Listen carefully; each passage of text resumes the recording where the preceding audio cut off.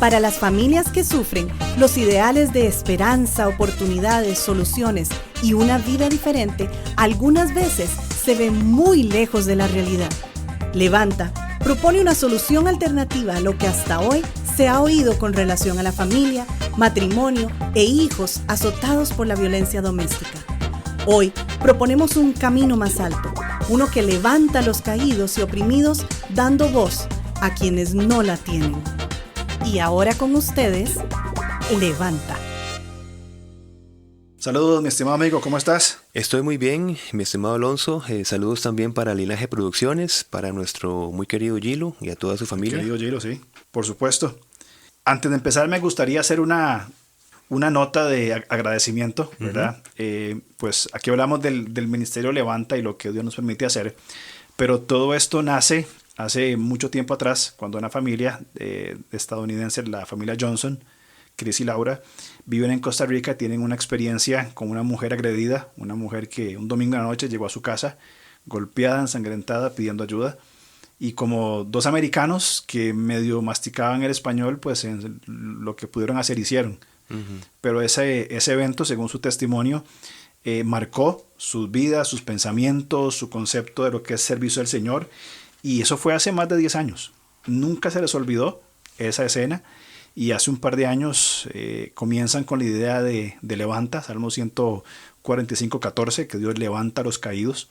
Y bajo ese eslogan, pues es que Chris y Laura, su iglesia madre en Estados Unidos, comienzan con el concepto de el Ministerio Levanta. Así que Levanta pues es una asociación sin fines de lucro en Estados Unidos que proporciona toda esta visión de ministerio hacia mujeres agredidas y sobre hombres violentos, ¿verdad? Y que por la gracia de Dios se expande aquí a Costa Rica, ¿verdad? Y en la gracia de Dios nos escoge a dos personas pues imperfectas, pecadoras, bastante limitadas, ¿verdad? Para llevar adelante esta visión, pero es importante recordar siempre de dónde nacemos, de dónde venimos.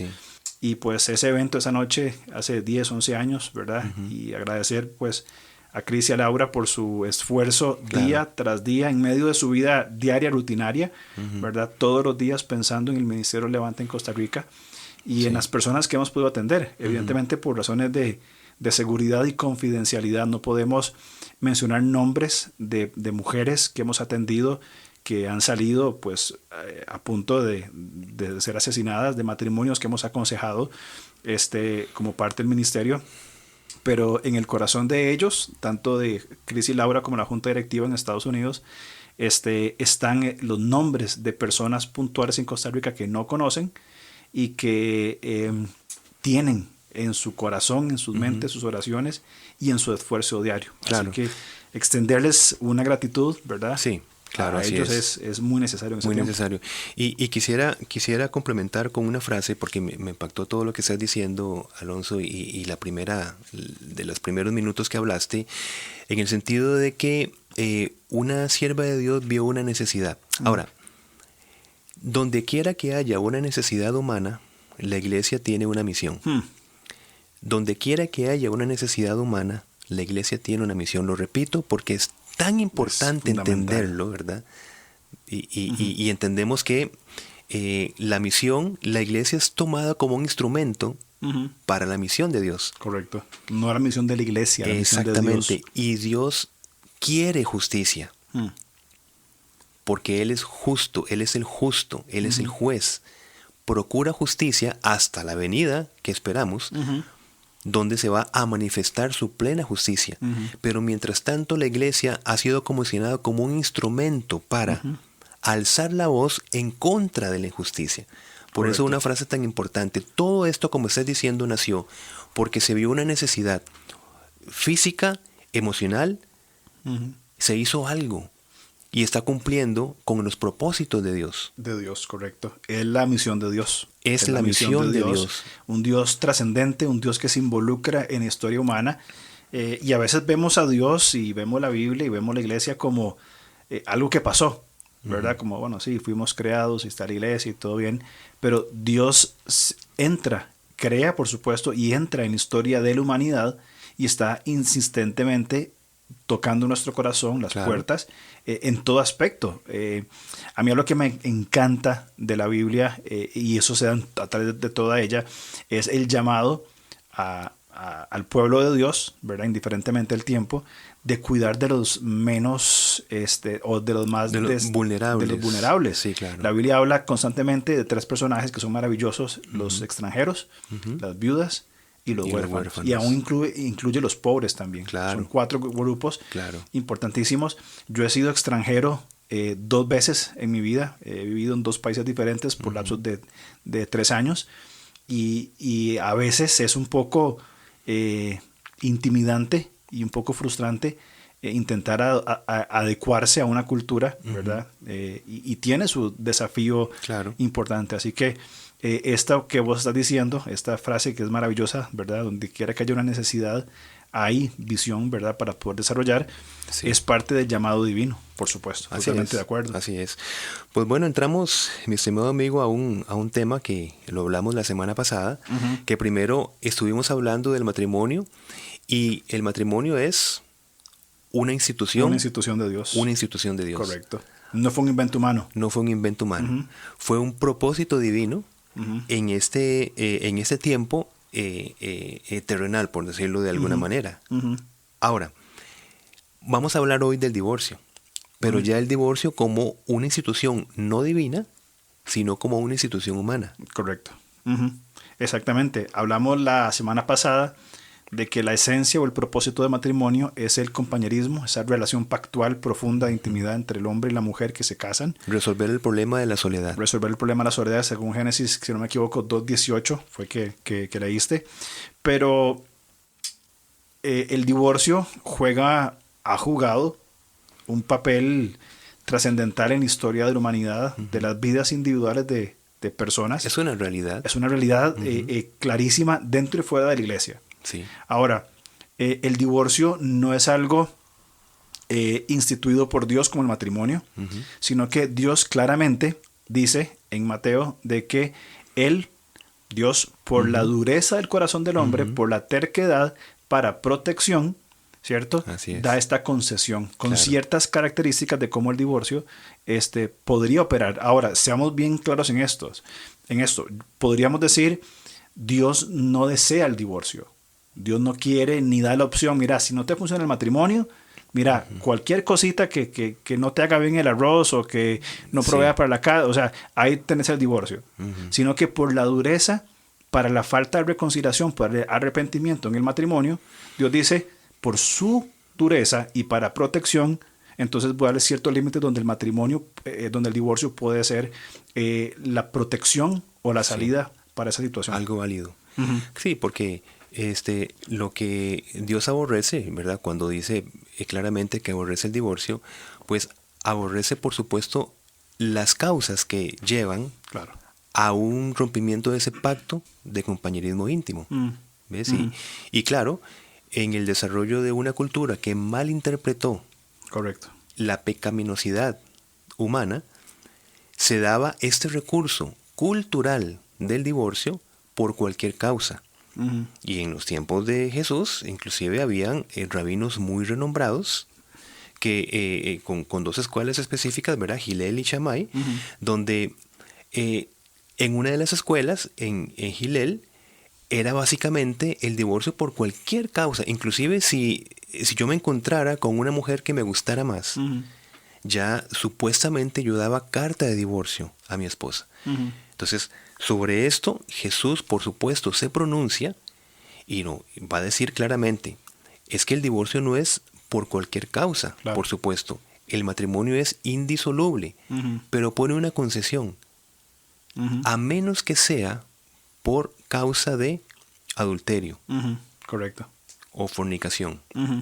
¿Verdad? Pero tenemos que entenderlo que no fue una normativa de Jesús, sino que fue una opción en medio de las circunstancias. Es decir, no es que cuando haya un problema o una manifestación de fornicación dentro del matrimonio, inmediatamente nos lleva como una normativa de Jesús al divorcio. Claro. Eso es muy importante hablarlo. Totalmente. Ciertamente abre la puerta a lo que podría ser el divorcio. Ujú. O sea, es decir, prepara el otro punto. Un problema de fornicación, de divorcio, etcétera, lo prepara. Pero tenemos que entender que aún en medio de esto hay esperanza en Cristo. ¿Ves? En medio de las manifestaciones que pueden ser causales de divorcio. Claro. ¿Verdad? O sea, que podría ser que en un matrimonio una de las dos partes fuera infiel sexualmente, como estamos hablando de adulterio o fornicación, pero que la acción seguida no es necesariamente el divorcio. Exacto. Que aún la capacidad, la habilidad, que es más bien la habilidad que tenemos por Dios, es que a pesar de que haya razones contundentes, un adulterio, fornicación dentro del matrimonio, bien, aún esa habilidad de reconciliación y restauración por el arrepentimiento, podría decir, no voy a optar por el divorcio, voy a optar por el perdón y la restauración que es posible a través de Cristo. Así es. Esta consecuencia del adulterio abre sí bíblicamente una opción. Sí, sin duda. Eso tenemos que entenderlo. Mateo. Exacto. Es bíblicamente una opción que Jesucristo refuerza. No fue así desde el principio, el sentido de que Dios no quiso desde el principio el matrimonio. Aborrece el divorcio. Aborrece el divorcio. Correcto. Pero cuando, por la dureza de nuestros corazones, se llega a un adulterio, se abre la opción. Pero es muy importante lo que estás diciendo, y lo volvemos a recalcar. No es un paso automático, ni algo que Jesucristo dice, bueno, hubo un adulterio, yo ordeno que se divorcien. No. Es una opción. Porque por encima de esta acción está la obra del Espíritu Santo. Correcto. Por medio del arrepentimiento y por medio de la restauración. Porque ya hemos hablado, entendido muy bien el concepto de arrepentimiento y no remordimiento. Correcto. Sí. Porque, vamos, sería muy problemático que una persona que cae en adulterio venga con un remordimiento y que no manifieste en acciones concretas y específicas que ha dejado la práctica pecaminosa del adulterio. Totalmente de acuerdo. Ahora, eso también podríamos extender este concepto a otros campos. Por ejemplo, ¿qué es lo que quiero decir? Si el divorcio, sí, entendemos que Dios ha dado una concesión para el divorcio, que es una infidelidad sexual, ¿cierto? Ahora, el llamado superior y la habilidad dada por Dios es que podemos nosotros, aunque haya una infidelidad sexual, ¿cierto? Que asumo que debe ser durísimo y un tema muy complicado. No estamos alivianando, es un tema grueso que se debe tratar de una forma muy sabia, con consejería bíblica, pastoral, una restauración, mientras las partes estén dispuestas, por supuesto. No estamos alivianando de que, ay, sí, fue lo que pasó y ya está. O sea, es un tema muy grave y de consecuencias complicadas. Ahora, si las partes, si el matrimonio que ha sufrido de una infidelidad sexual han sido receptoras del don de Dios, de la capacidad de Dios para poder perdonar por el arrepentimiento y ser restaurados, otros problemas, llamémosle de menor intensidad o menor magnitud que una infidelidad sexual, por ejemplo, problemas de comunicación, problemas financieros, problemas con los hijos, u otros temas que son, y uso una expresión, no sé si la más correcta, pero que sean de menor magnitud que una infidelidad sexual, ¿cierto? Pueden también ser solucionables. Claro. Entonces, ¿qué estamos diciendo? ¿O qué es lo que quiero decir?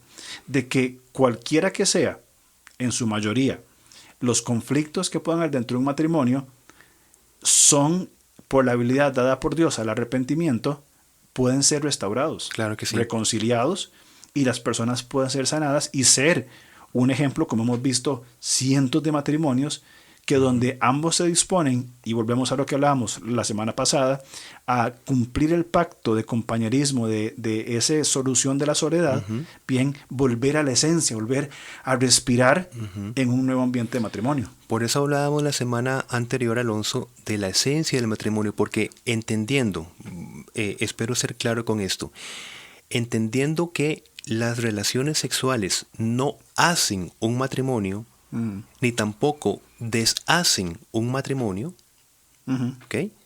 ¿Por qué? Porque la esencia del matrimonio es el compañerismo, evitar la soledad.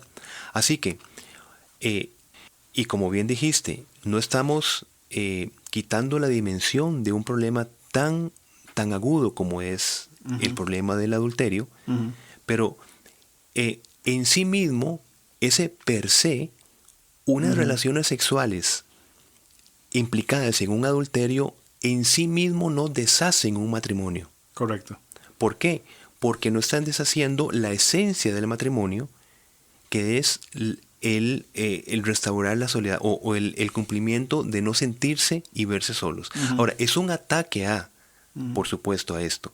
Pero por eso estamos diciendo que cuando viene una acción así tan complicada como un adulterio, aún en este momento hay esperanza en Cristo. Correcto. Hay restauración en Cristo. Es decir, puede abrir la opción. Ahora, ¿opción en qué sentido? Cuando, y eso lo trataremos en el otro programa con más detalle, cuando la parte implicada en el adulterio no quiere entrar en este sistema de arrepentimiento, en ese sistema de restauración, sino que quiere vivir en el pecado. Correcto. Sí. Es decir, que no quiere volverse a la opción de restaurar el pacto de compañerismo primero. Entonces podríamos decir, basado en eso que estás diciendo, podríamos decir de que lo que podría eventualmente llevar a un divorcio es la falta de arrepentimiento de una parte. Pongámoslo en tres aspectos. Pongámoslo en un aspecto de temas más solucionables, aspectos de comunicación, aspectos de convivencia. Un segundo aspecto de infidelidad sexual, ¿verdad? Que es lo que la Biblia pone como lo lícito para el divorcio. Y llevémoslo también a nuestro campo, cuando hay una constante, creciente violencia física dentro del matrimonio, donde la mujer o la víctima, donde mayormente es la mujer, ya está literalmente en peligro de muerte. Y cuando el esposo se ha enfrentado por la policía, por su esposa, por un pastor, por quien sea, insiste en que no me voy a arrepentir, no cambio. En esos tres escenarios de diferentes magnitud, diferentes agudezas, ¿verdad? El factor común ausente es el arrepentimiento. Entonces, si bien es cierto, los primeros no son causales de divorcio, cuando hablo de problemas de comunicación, de financieros, otros temas, por usar la expresión que tal vez no sea la más acertada, pero llamémosle menos agudos, menos magnitud, relevantes, ¿verdad?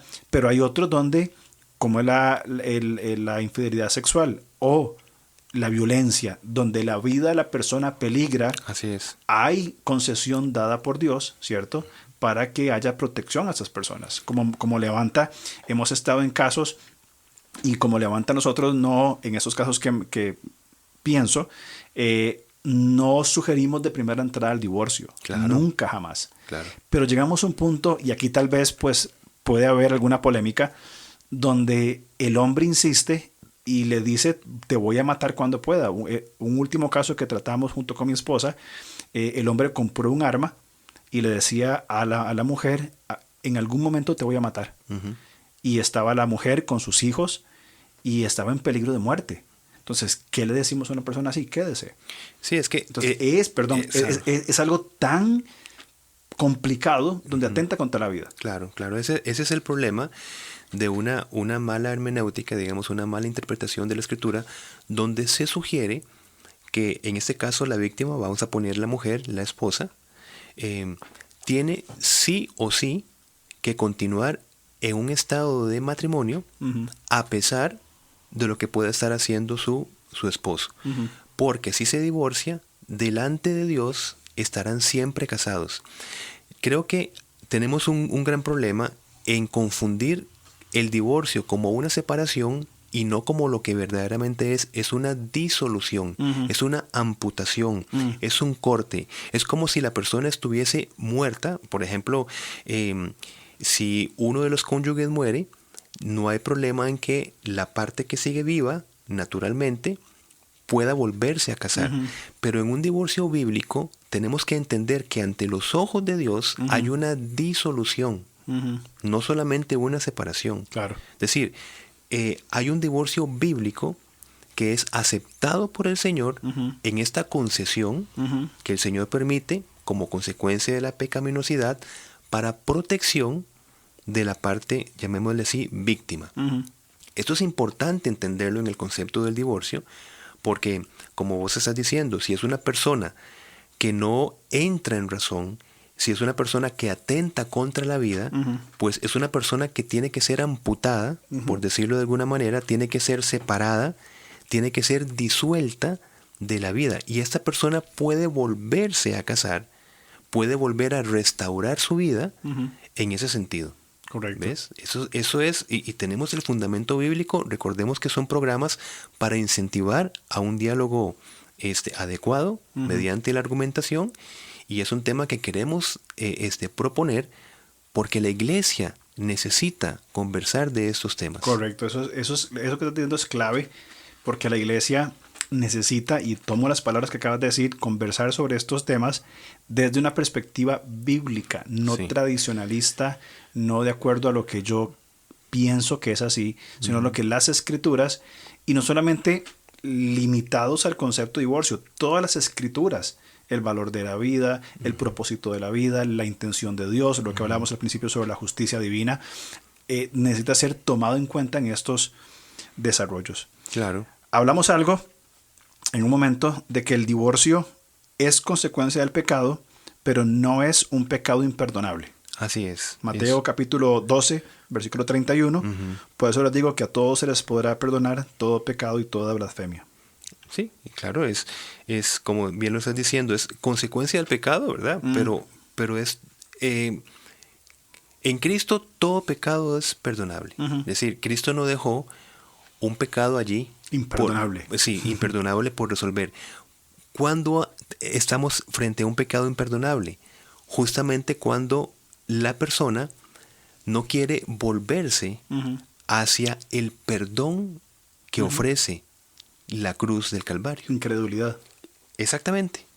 Básicamente, para resumirlo por la cuestión del tiempo que tenemos en el programa, un pecado imperdonable es justamente cuando la persona endurece su corazón y no busca este perdón que solamente en Jesucristo tenemos. Totalmente de acuerdo. Entonces, en ese sentido, pues, estás dando un tema muy bueno, en el sentido de que todo pecado sexual en Cristo es no solamente perdonable, sino es restituido. La persona entra en una restauración, el matrimonio entra en una restauración.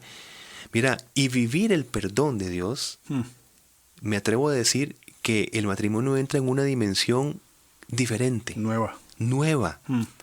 O sea, en vez de decir, ¿cómo yo podría vivir mi vida matrimonial pensando en lo que mi esposo o mi esposa hizo? Porque ese puede ser el temor. Se entra en una nueva cosmovisión. Es decir, estoy viviendo, acercándome un poco tan siquiera a vivir el perdón de Cristo. Estoy viviendo el perdón en mi vida, porque es muy fácil hablar del perdón. Claro. Pero es que Cristo quiere sumergirnos en esta intensidad de lo que es el perdón, vivir el amor en el perdón. Y el matrimonio, vuelvo a decir, el divorcio, el adulterio, no va a llegar a ser como una mancha allí, sino que mete al matrimonio dentro de una nueva dimensión, un nuevo vivir el amor. Que ese es el concepto de Dios. O sea, el concepto de Dios en la intervención en la humanidad, por usar una expresión, es crear vida nueva. O Correcto. sea, Cristo resucitó, resucitamos con Él, tenemos vida nueva en todo aspecto. Esa frescura que vos mencionabas en cuanto al matrimonio también se produce en otros aspectos. Por ejemplo, en el propósito de nuestra vida, en nuestra plenitud, en la cosmovisión de cómo interpreto ahora la vida, bien que tenemos un conocimiento de Dios. Hay una nueva vida, literalmente, todo cambia. Claro. Y aún el concepto del perdón. O sea, todos nosotros, seres humanos, nos hemos equivocado, y probablemente de una manera muy grave. Y nos equivocaremos hasta que Cristo regrese o muramos. Totalmente. Vamos a seguir metiendo la pata una y otra vez. Y qué bueno es cuando o a alguien a quien ofendimos o lastimamos, nos dice de corazón, mira, te perdono, no pasa nada, Claro. seguimos adelante. Es un respiro y una nueva oportunidad para volver a hacer las cosas o hacer las cosas bien ahora. Y es lo que Dios hace. Hago una acotación aquí rápida, porque tenemos que distinguir así rápidamente lo que es, porque el perdón es un atributo que Dios nos comunica. Es una propiedad que Dios permite, ¿verdad? Porque compartimos la naturaleza de Cristo, no la esencia, sino su naturaleza. En esa naturaleza se nos permite compartir esta maravillosa esencia del perdón. Pero tenemos que diferenciar en que el perdón de Dios, en su ser de Dios, es un perdón absoluto, un perdón inmediato, no recuerda más nuestras faltas, pero en el ser humano, aun cuando compartimos ese perdón, no es el mismo en la manera en que Dios opera, por supuesto. Claro. Pero por eso es que la acotación es que nuestro perdón es un perdón activo. Correcto. Tenemos que estar constantemente perdonando. Cada vez que vengan los pensamientos, etcétera, que nos pueden llevar a un retroceso en el perdón, los cambiamos por oraciones, los cambiamos por esperanza en Cristo, por saber que Él ya nos perdonó de todas nuestras faltas y que nosotros tenemos la capacidad dada por el Espíritu Santo para poder perdonar. Nada más quiero decir que el perdonar un adulterio no es de la noche a la mañana en un solo acto, es lo que quiero decir. En nuestra humanidad es un proceso. No estamos hablando que es como Dios perdona. Claro, Dios perdona en un momento y se acabó. Sí, nos comparte ese perdón, pero desde nuestra limitación humana. Claro. Por eso nosotros tenemos que tener un perdón activo siempre y toda la vida. ¿Cuánto va a durar ese perdón? Mi hermano, toda la vida. Eso es lo que vos en otro momento usaste la expresión un perdón dinámico. Dinámico. Es una progresión de ese perdón. Así es. Y algunas veces es externo, sí, te perdono. Y otras veces es la lucha con nuestros pensamientos y nuestras emociones. Claro. De volver a someter al perdón que nosotros hemos sido objeto, como el perdón de Dios, someter el perdón de otras personas al mismo concepto. Dios me perdonó, yo perdono. Y probablemente no se lo digamos a la persona cada vez que perdonamos en este dinamismo, pero sino en nuestra mente, en nuestras emociones, conceptos, vuelvo a perdonar, claro, hasta en un proceso de madurez del perdón. Y en ese vuelvo a perdonar, vamos madurando espiritualmente. Correcto. O sea, es decir, que Dios toma inclusive un evento como este tan agudo para ayudarnos en nuestro crecimiento espiritual, en nuestro desarrollo integral como personas. Correcto. Porque llegará un momento en que esta madurez espiritual nos vaya a permitir no estar constantemente recordando lo que pasó en algún momento. Exacto. ¿Ves? Y eso estamos hablando de un crecimiento, pareciéndonos más a Cristo.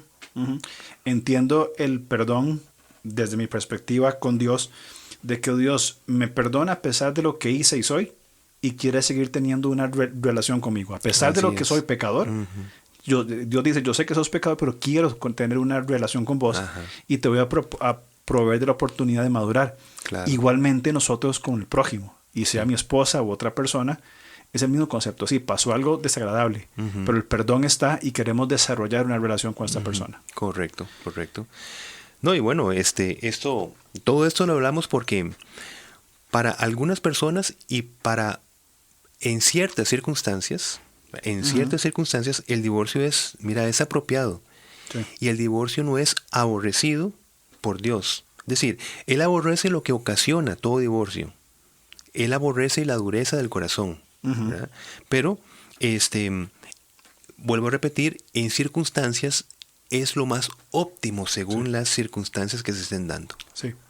Sí, totalmente de acuerdo. Y es algo que vemos. Yo conozco personas que han pasado por conflictos y son personas realmente que aman al Señor, pero los conflictos se dan y es algo que hay que tratar con mucha delicadeza, con mucho cuidado, con mucha sabiduría, pero siempre está el perdón de Dios. Terminamos entonces con lo que empezamos. El matrimonio es una institución divina. De Dios. Sí. El matrimonio es una institución humana, bien, que Dios da por concesión para protección de nosotros. Correcto. Bien, mi estimado, tenemos que irnos entonces. Gracias por tu tiempo y es una alegría poder conversar con vos cada semana.